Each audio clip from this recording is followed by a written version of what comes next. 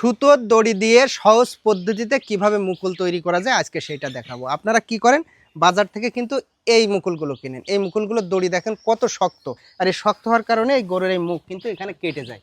আর এই কেটে গেলে কিন্তু গরু খুব কষ্ট পায়। আমরা মাঝে সাঝে ভুলে যাই এরাও কষ্ট পায়, এদেরও দুঃখ কষ্ট আছে, বেদনা আছে। কিন্তু আমরা আজকে দেখাবো সুতোর দড়ি দিয়ে কিভাবে মুকুলটা তৈরি করা যায় খুব সহজ পদ্ধতিতে।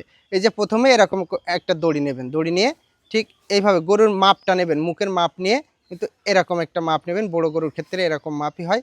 হয়ে এবার আপনাকে বানাতে হবে। এই যে প্রথমে খেয়াল করবেন, এই যে বাম হাতের এই বুড়ি আঙুলটা এইভাবে দিবেন, দিয়ে এই এইটা এইভাবে, এই যে 1 2 3 এরকম 3টে পেজ দেবেন। 3টে পেজ দিয়ে আঙুলটা এভাবে বের করে নেবেন। বের করে ঠিক এই যে এই ছিদ্রে এইটা এইভাবে দিয়ে দেবেন। এই যে দিয়ে দিলে এবার এখান থেকে যখন আস্তে আস্তে এইভাবে টাইট দিবেন, দেখবেন এই গিট্টিটা খুব টাইট হয়ে যাবে। এই গিট্টিটা কোনোভাবে খুলবে না।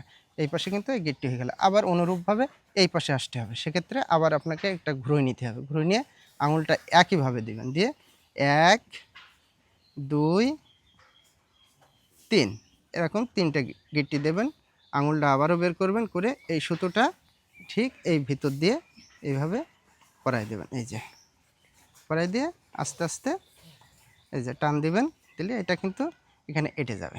এই যে দেখুন কত অসাধারণ একটা মুকুল তৈরি হয়ে গেছে সুতো দিয়ে। এইটা সবচেয়ে বড় কিন্তু এই দিয়ে কিন্তু গরু কাটে না, কারণ এটা খুব নরম।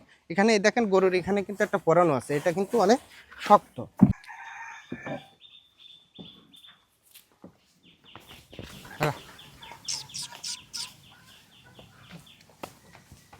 আপনারা যারা বাড়িতে গরু পোষেন বা আপনাদের যারা খামার আছে, তারা কিন্তু এই পদ্ধতিটা অবলম্বন করতে পারেন। আর এইটা যারা এই ভিডিওটা দেখলেন, তারা অন্যকে দেখার জন্য এই ভিডিওটা শেয়ার করে দেবেন।